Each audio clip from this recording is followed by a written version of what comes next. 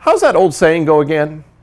Don't assume because it makes an out of you and me. I'm going to talk about assumptions in sales and how they can be pretty dangerous. Stay tuned.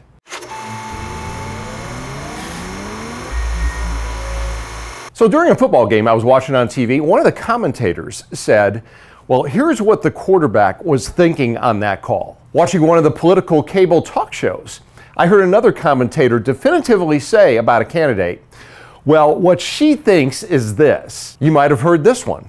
I overheard two women in casual conversation talking about a third mutual friend in not very flattering tones.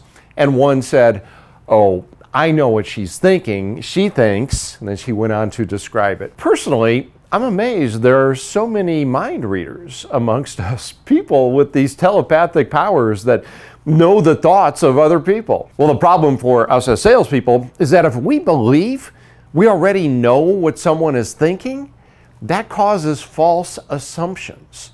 And then it stops us from further questioning. And then that results in premature presentation, resulting in a recommendation that is way off target, meaning an objection probably occurs. Oh, sure, we have to make decisions based on research and observation and intuition regarding what we think someone is thinking, but we can ultimately never know until someone's answer or action proves it to us.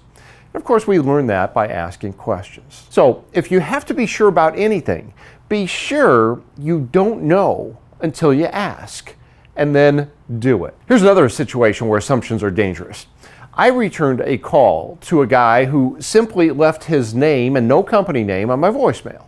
And then he left no other message other than to call him back. His voice sounded as if he was in the middle of a hangover. And he slurred his words like his mouth was full of oatmeal. So I figured it was someone who either wanted to pick my brain and not buy anything, or a salesperson who likely might have been a case study for one of my newsletters because he wasn't prepared. Well, was I wrong?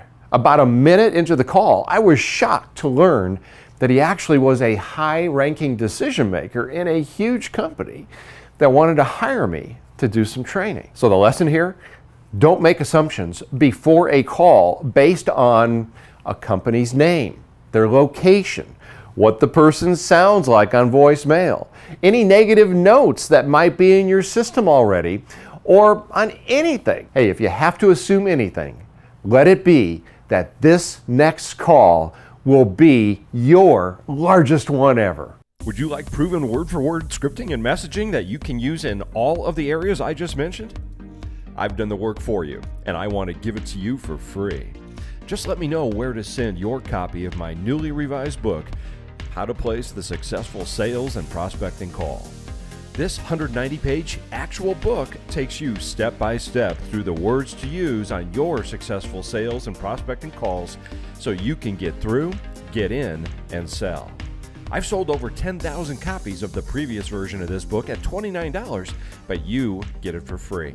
All I ask is that you help with the $7.95 shipping and handling, good for U.S. addresses only. Order right now and you'll get the words to use to sound smooth on your calls. Go to freesalesbook.com and get your book right now. How's that old saying go? Don't assume because it makes a... Can I actually say it? Should I say it? Don't assume because it makes...